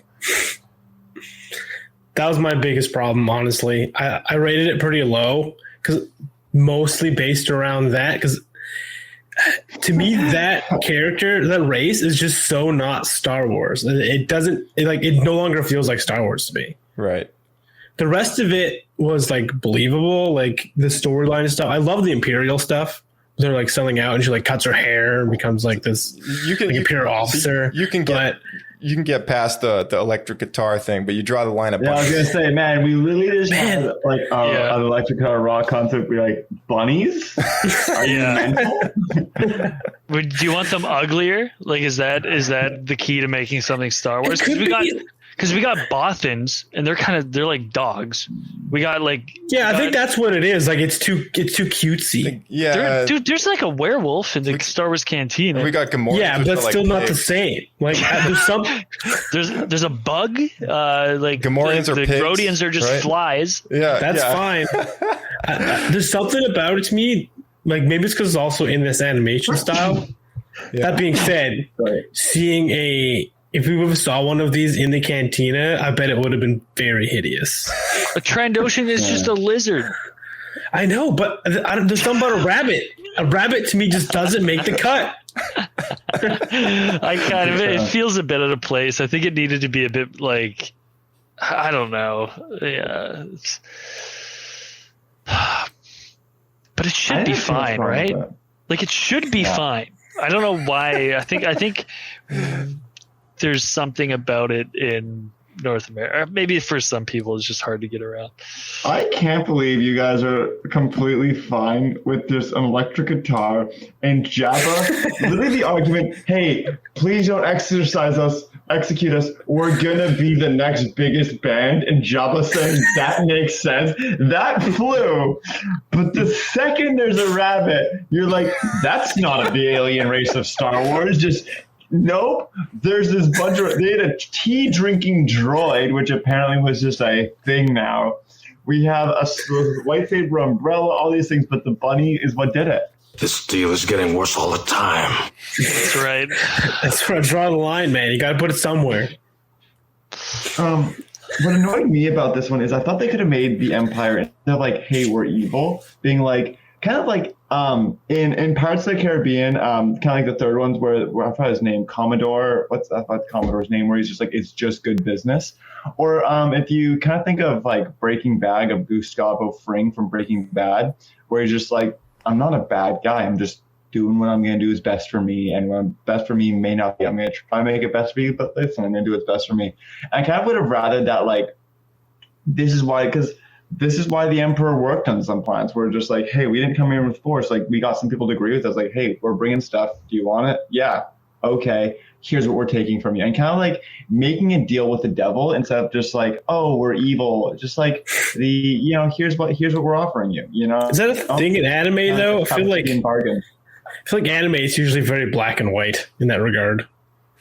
Yeah, a decent amount of just like, hey, who's good, who's bad. I think like Psychopaths has a little bit of that. Just looking at think of anime that, just ones that have been done by like Studio IG. I think you get a decent amount of like who's the real villain. Or just like I think there's also ones where like there's not like these are just two people against each other. These are just two groups that are against each other, and it's not necessarily like Yugi and Seto Kaiba. Yeah, but I think it's also just like very like the Western animes like tend to be ones more for kids. I think more kids ones you're gonna get more like, hey, here's our good guys, here's our bad guys. I don't know. I just wish they kind of did the, hey, like I'm not. I think he was just so over the top evil that it felt kind of weird. Where I was like, he could have been a little more like, here's what I am. Like even Grand Moff Tarkin didn't come across as like I'm a terrible evil person. Just like, listen, I'm gonna do what I'm gonna do, and you guys, we made this deal, and I'm gonna enforce the deal that we made. You're not getting off the hook. You made the deal. We want what we want now. What's funny is that's a lot of people's problem with the sequel movies, where the Empire, like talking about, like they were just kind of cold and cunning and like a military force, whereas in the sequels, they were like all psychotic, like screaming all the time. Yeah. It was just taking like really level. Yeah, it became really odd. Yeah. Mm-hmm. All right, if we were to go around and give our scores, I mean, I'll start off. I gave this one a 6 out of 10, and which weirdly enough happened to be like kind of still in the middle of the list because I gave a few others like a smaller score, but yeah, not my favorite. Yep, I'd say about the same. Like certain parts I did like about it. Like I thought the world they were on was cool. Like especially like the industrial part of it, and the storyline of like the Empire comes in and half the family wants to make a deal, half doesn't. Like to me, that seemed like a pretty like a good storyline. I like where it was going. I agree, it probably didn't need to be as extreme of like dark versus light in that regard, but my biggest issue, like I had a really hard time getting past the rabbit. I'm not gonna lie, like that was a real struggle for me. Every time the character was on screen, I was just immediately taken out. That's fair. So like was with the dad or whatever, and he's like fighting the stormtroopers, that sort of thing. Well, this is fine. And then shows like the daughter like cuts her hair, she joins the Empire. I'm like, yeah, that's fine. And then the rabbit shows up. I'm like, yeah, I'm out. Nope. So just uncomfortable with the rabbits. We gotta show you. There's a lot of anime. We gotta recommend to you. Just all rabbits. Rabbit anime. Oh my gosh. How many Pablo points? There are some. I rated it 7th. 7. So like second from the bottom, okay. And I would give it probably, like because like to me the biggest issue was just the rabbit. So maybe like 5.5, 6. All right. Yeah. Okay. Yeah. What about you, Bryce? Yeah, I actually rated the exact same as Blake. Sorry, Ben. I forgot what you said. What was yours? Poor Ben. I'm gonna give mine tier 3 and maybe like 4 chimichangas. 4 chimichangas. Yeah. I just think this one they could have done a bit more with of like, hey, like, right. I don't know, he's just so evil. I was like, oh. Yeah. All right. We're on our last one now. So this is Akakiri, done by Science Saru. And this is the second one from Science Saru, who last did the Toby one as well. This one was honestly, I have a hard time remembering what this one was about. Man, me too. I was gonna say, I was like, I don't even know what happened. Yeah, like, I actually watched the extra for this one.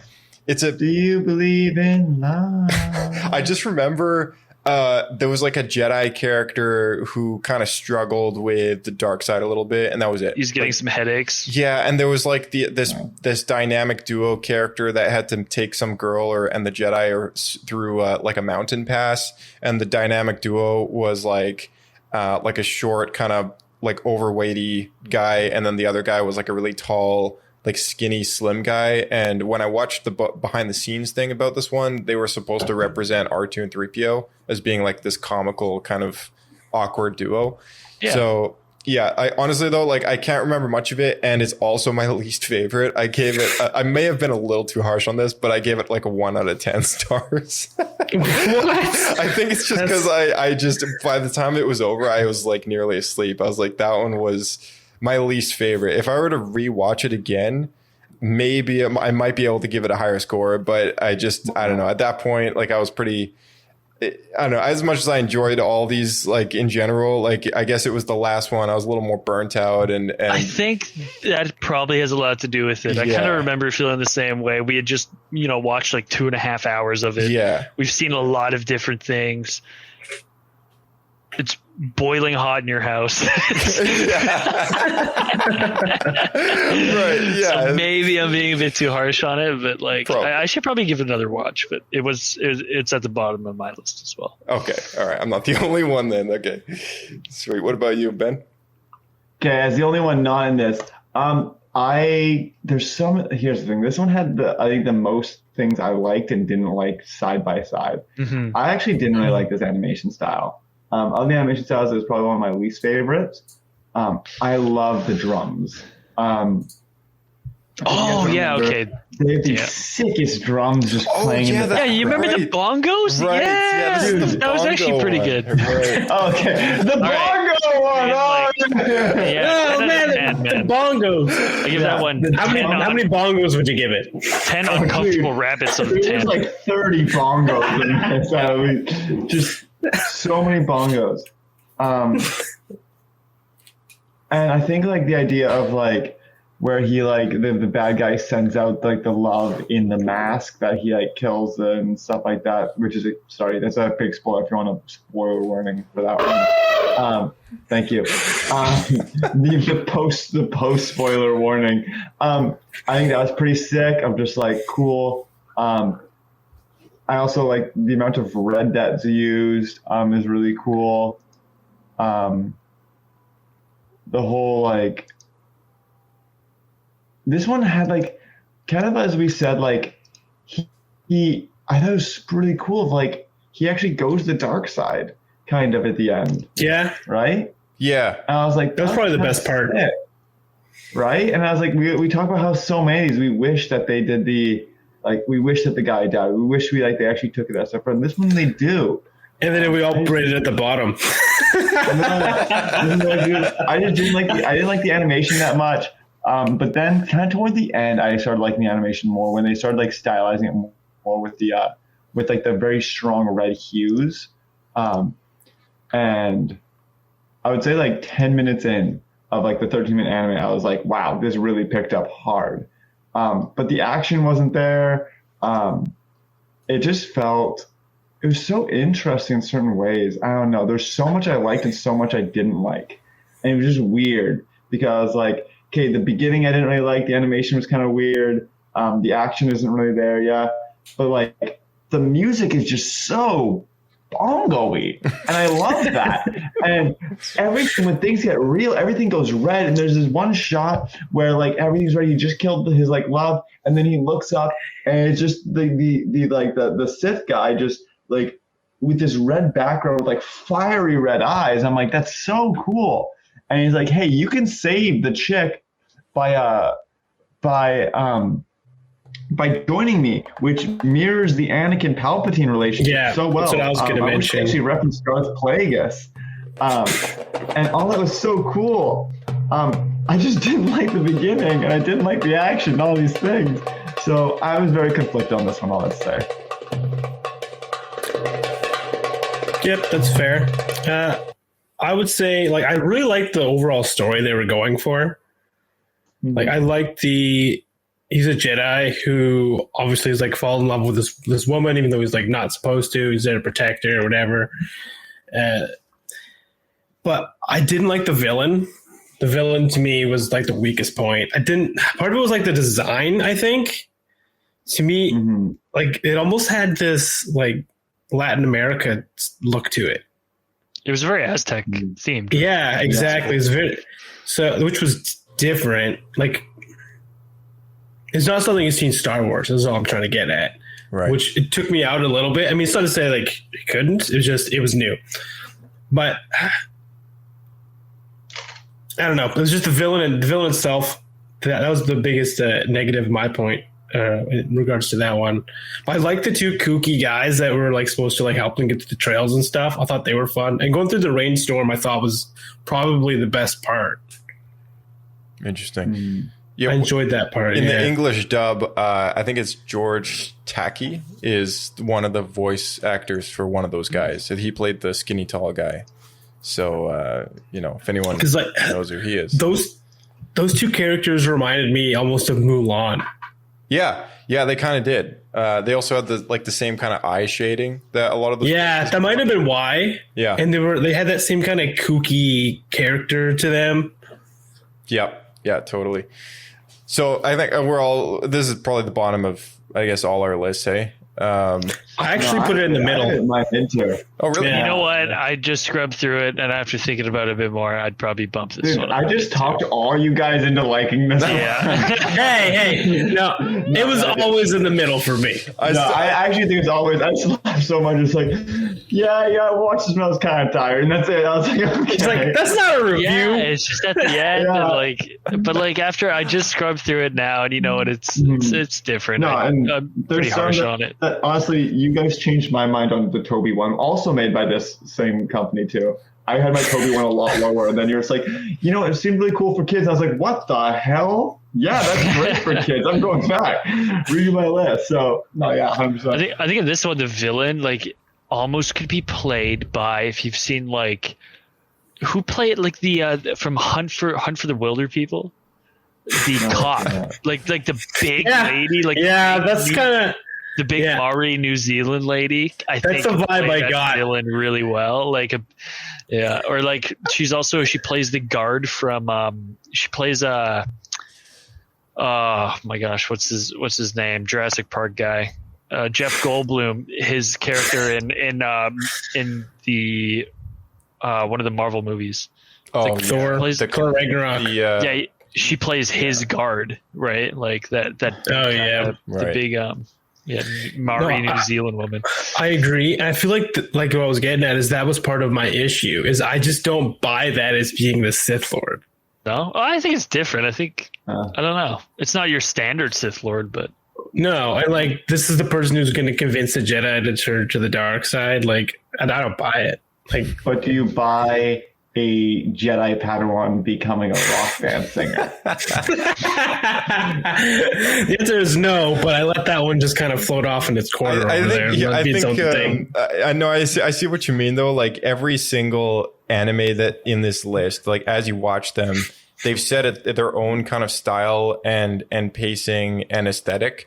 And I guess in a way, it's a matter of kind of looking at it for what it is. And if anything within that own context sticks out as a sore thumb, that's what we're kind of being critical of, the rabbit from La Pinocho, because we're all aware of the fact that these do not fit within the canonicity of Star Wars. They would not make any sense in Star Wars, but within their own context, does it make sense, right? And the rabbit is a deal breaker for me, at least, as well as you. So in this one, it's that. I guess that is the deal breaker for you.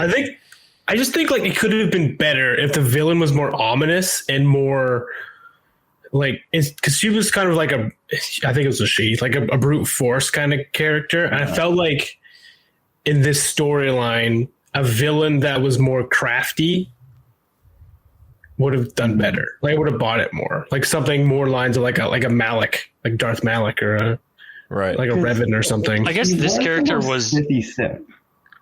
Sorry? In the sense of he was the most Sithy Sith in the sense of hey, I'm going to find someone who has power and say, hey, I will save the love of your life if you join the evil side.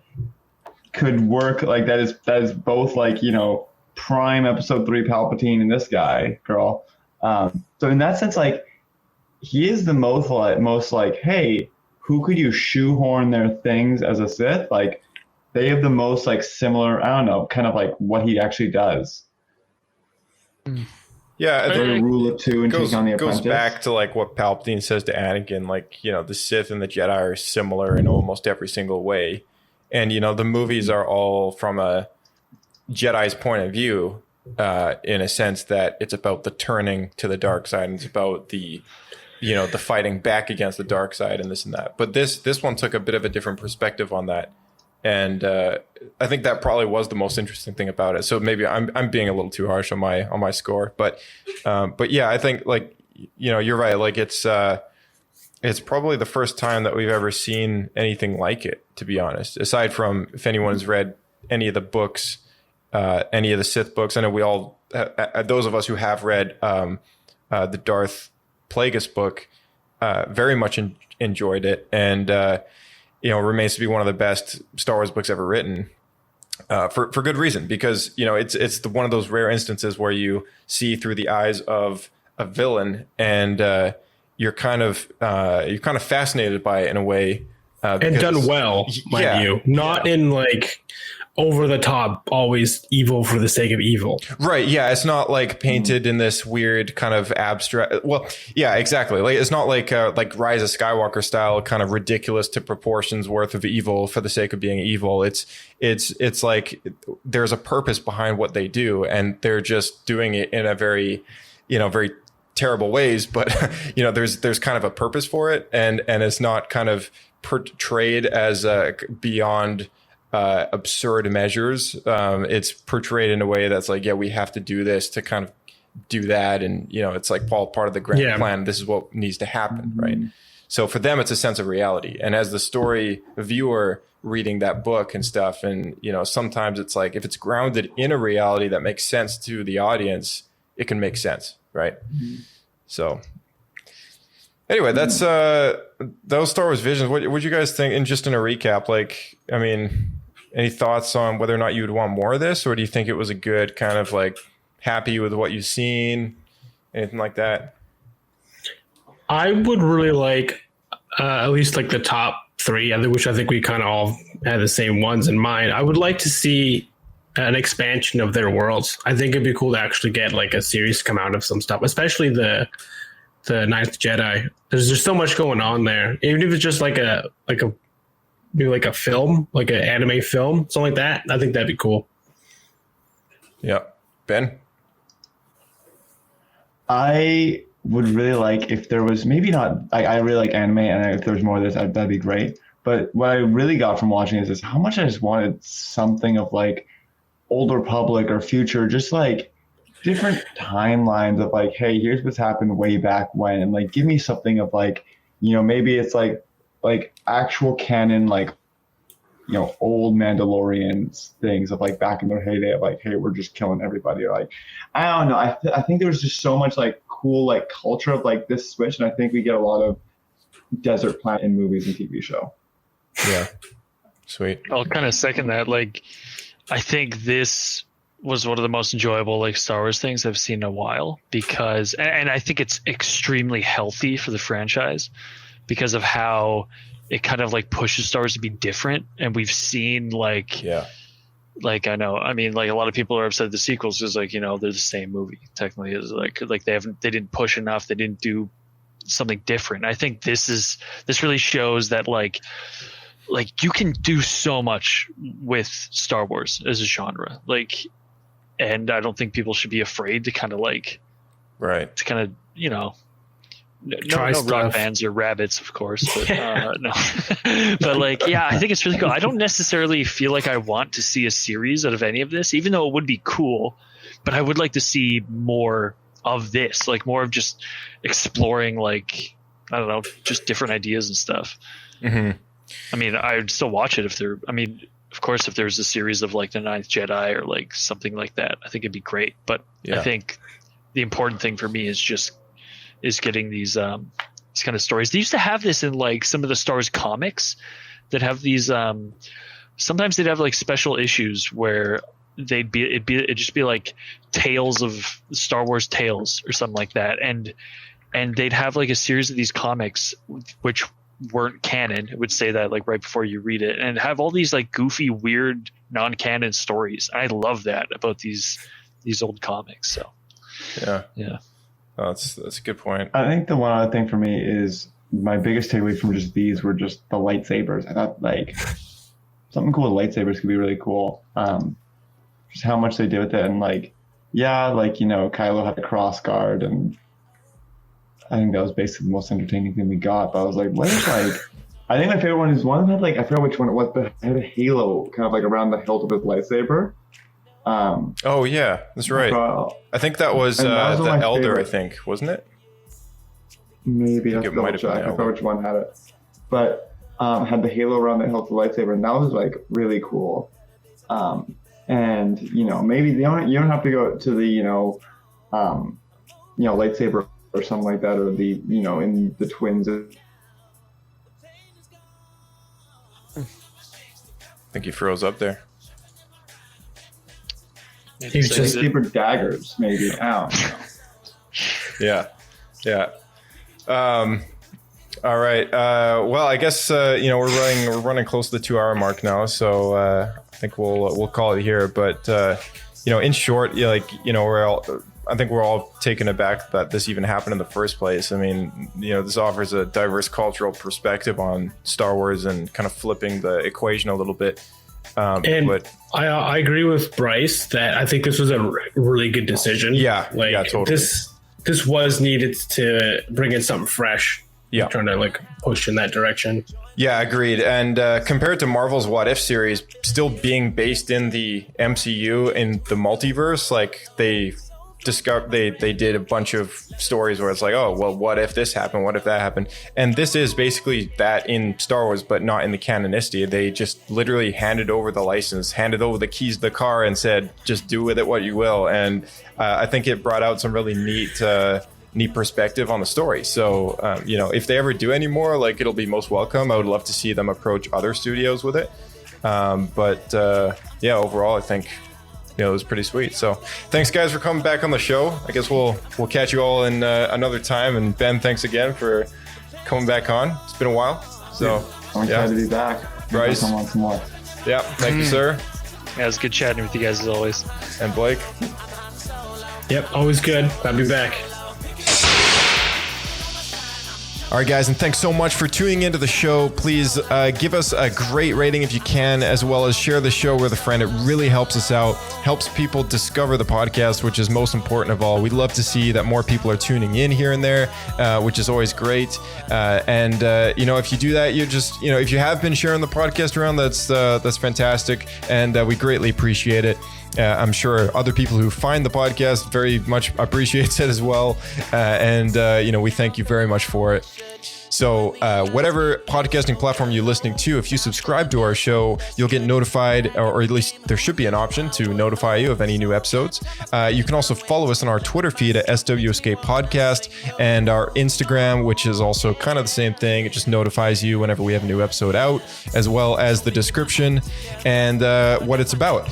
Our email is swescapepodcast@gmail.com, and we have a voicemail address at our www.speakpipe.com/Star Wars Escape Pod. You can drop us a voicemail there. Let us know on Twitter or a voicemail whatever your favorite visions was, and what you'd like to see more going into the future, knowing that Star Wars anime is a possibility now. That's got to count for something. So let us know what your favorite one was. If you guys have been on Disney Plus anytime recently, you'll know that they also dropped 2 new shows, one called Star Wars Galaxy of Sounds and the other called Lego Star Wars Terrifying Tales, which is a Lego Star Wars inspired by Halloween. Galaxy of Sounds is going to be interesting. Documentary on Star Wars sounds is a big part of what makes Star Wars, so we're looking forward to reviewing that in the future. May the Force be with you guys, and we'll see you next time on Star Wars Escape Pod.